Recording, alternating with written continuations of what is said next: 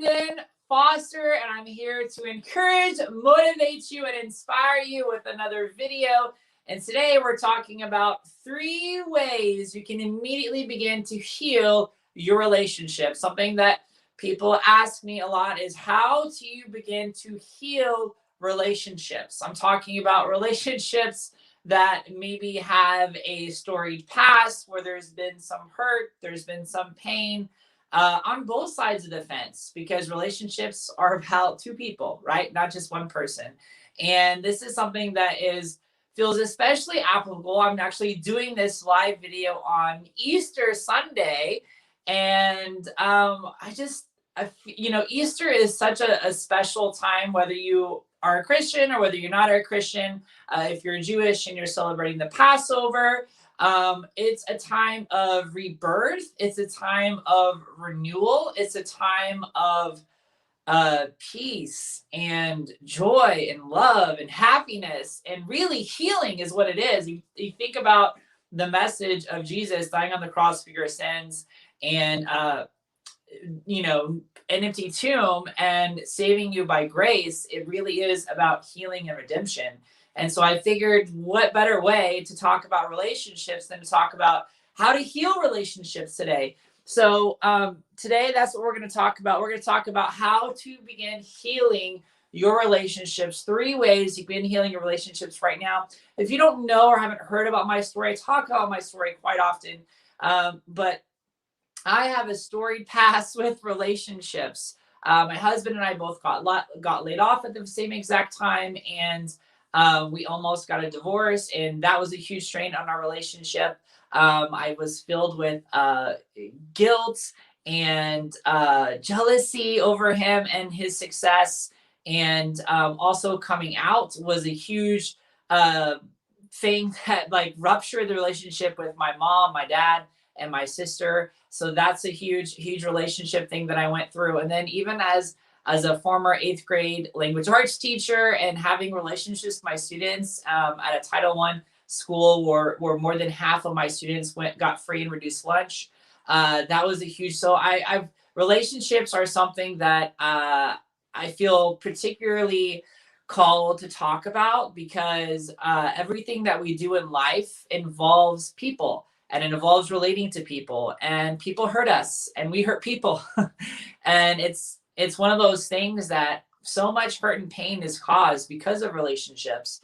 And so if you're watching this video, maybe it's because you've been really hurt by your significant other. Maybe you've been really hurt by a parent, a mom or a dad, or maybe you got really hurt by a boyfriend or girlfriend or a coworker or boss, whoever it is. Or maybe you hurt them. Maybe you hurt your son or daughter really bad. You hurt their feelings really bad. Or maybe you hurt your husband or wife really bad. Whatever the case may be, how do you begin to heal relationships? And I can't think of a better day to talk about this than on Easter. So the first thing I want to talk about is the idea of letting go of being right. So many times we are so determined that we want to put blame on that person, and it's all of their fault, and you had no reason, you're no fault of your own, like you couldn't have done anything wrong, you couldn't have done anything better. And we get so caught up in that we have to be right. We have to be right. And the reality of it is that if you really want to begin to heal your relationships, you have to let go of being right. And this is something that was really hard for me to realize with my relationship with my parents, and also with the relationship of my husband, because so much of what happens in relationships is actually a reflection of how you view yourself. And the people in your relationships are just reflecting that back to you. It's called the shadow in a lot of circles. It's called the shadow of yourself, where, if you don't value yourself, if you don't think you're worthy, people will reflect that to you. But you have to let go of being right, because how many times have you gotten into an argument with a best friend or a significant other, and you just kept arguing. And then after a while, you couldn't even remember what the argument was about or who started the argument. And at the end of the day, you just feel shitty. You just have this horrible gut feeling that you want to get rid of. And it's because your ego has to prove that you're right.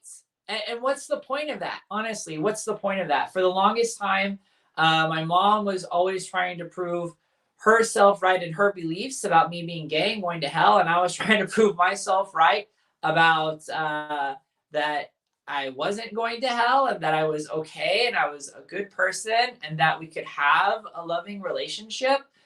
And us both trying to prove and be right is what created so much animosity and antagonism between the two of us. Because at the end of the day, you have to let go of who's right if you want to have a really good relationship with someone. You have to have an open heart and be willing to listen to them and forget about who's being right. The second thing is you have to be able to forgive. I hurt some of my students' feelings. They hurt my feelings. I remember I had a student who actually showed up. Actually, I had a student who she had found a picture of me and my husband kissing. I think it was from my personal Instagram page, and she ended up sharing that because she wanted to be cool. She shared that with like a whole bunch of other eighth graders, and it went around the whole entire school. And I remember her coming up to me and like she had tears in her eyes and she was like, "Mr. Foster, you're such an inspiring teacher. And I feel really bad. I have to tell you, I did something really terrible." I said, "What did you do?" And she said, "Well, I showed a picture of you and your husband, you kissing him on the cheek to like all these students, and it's going viral now, and everybody's making fun of you for it."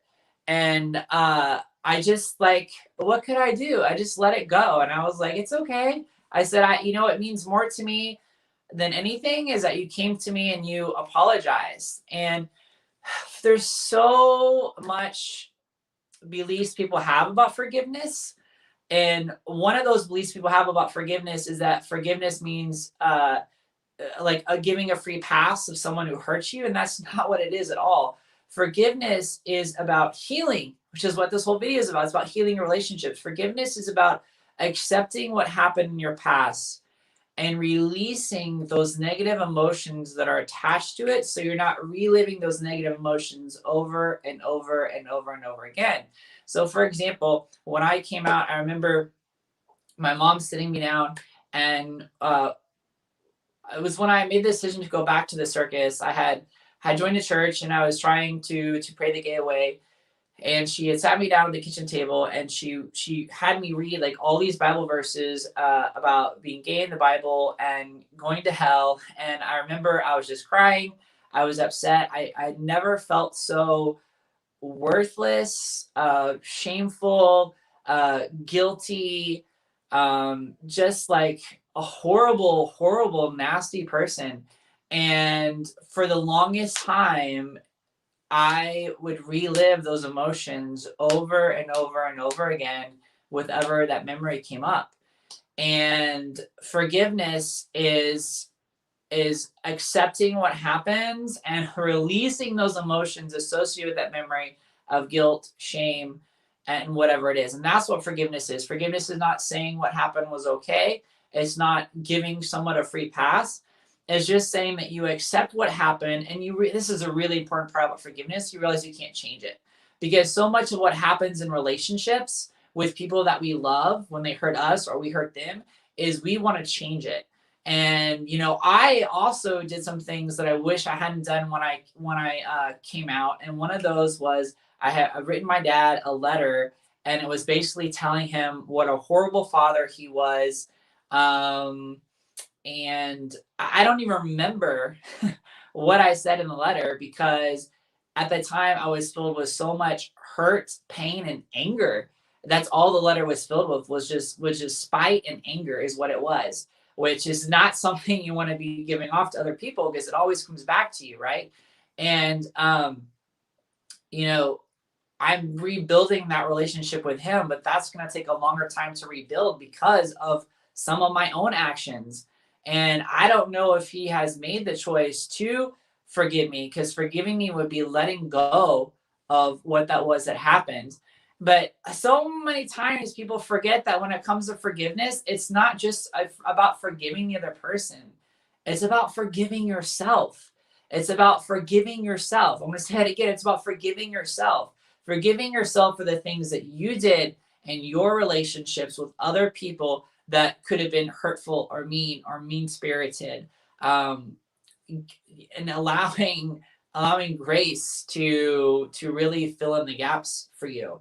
And in fact, there's a great Hawaiian prayer called Hanamanapono. I think I said that right. But basically, what this prayer is, some people use it as a meditation, but it's also a prayer. And what that prayer is you apologize. You say, I'm sorry for what I did. And you apologize to that person. You apologize to yourself. You don't actually tell the person. You can actually just energetically like write it out and say it. But you say, I apologize for what I did do. I apologize for what I did to myself. And then you forgive. You say, I choose to forgive you for what you did and how it made me feel. I forgive what I did and how it made you feel. And then you say, thank you for bringing this to my attention. Thank you for this healing. And then you say, I love you. And you say, I love you to that person. And you say, I love you to yourself. And forgiveness also means seeing someone through the eyes of unapologetic love. So love that is not conditional, unconditional love. And that can be really challenging for those of us who were in uh, relationships that were abusive, or where we experience abuse, verbal abuse.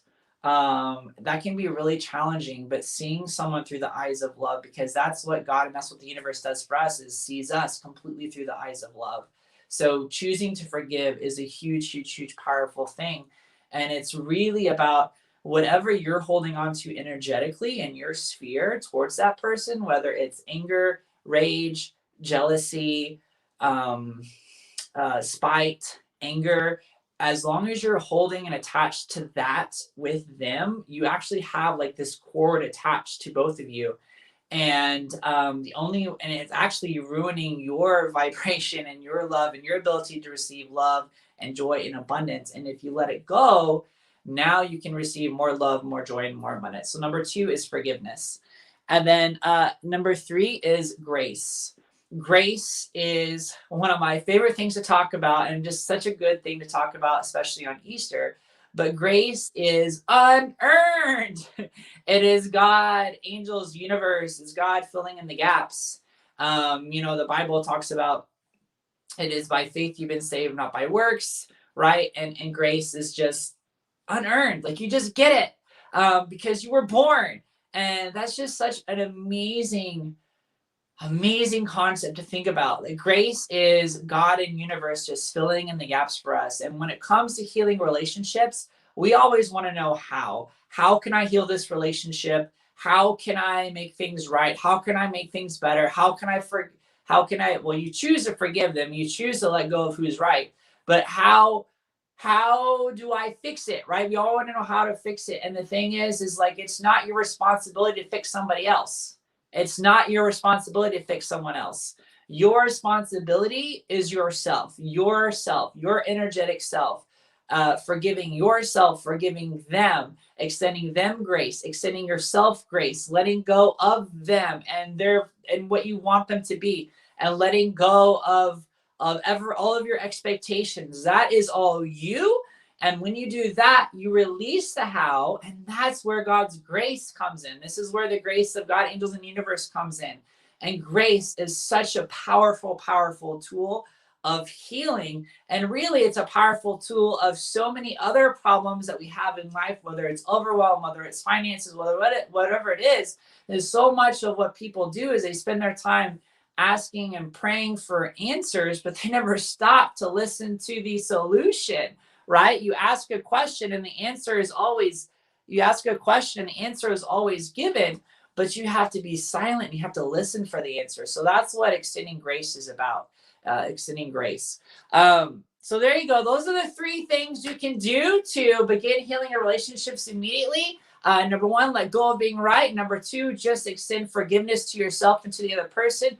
And number 3, allow God's grace to fill in the gaps. Don't try to force anything. Don't try to force how you want someone to act or how you want them to behave. Release them off the hook.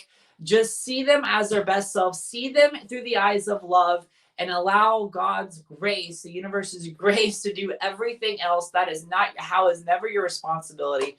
I would love for y'all to check out my 7-day relationship challenge. If you want to begin to start restoring, rebuilding some past relationship hurt, pain, or relationships in general, if you want to up level your current relationships, create amazing new relationships, whether it's love life, whether it's with your students, whether it's with your mom, dad, or your son or daughter, check out that 7-day relationship challenge. I encourage you to do that. And if you just feel stuck in general in life, check out my free masterclass. The links to both of those are in the comments below. I have an amazing course that is launching later on this month called Tuning into Love, Restoring Broken Relationships, and How to Create Amazing New Ones. It's going to be life-changing transformation for so many different people. I love you. And please, please, please remember, especially today, allow God's grace to fill in the gaps for you no matter what problems you're facing. Remember, you're more beautiful than you know. You're more successful than you realize, and you're more loved than you could ever possibly imagine. And you were born to slay, boo. Have a great day.